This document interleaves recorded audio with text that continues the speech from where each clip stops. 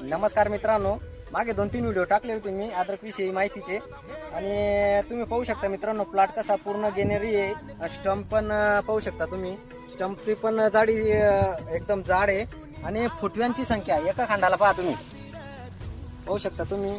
एक 50 ग्रॅमचा खांड लावलेला आहे मित्रांनो आपण आणि पूर्ण बघा कमी जास्त 50 ते 60 फुटवे आहे मित्रांनो एका याला.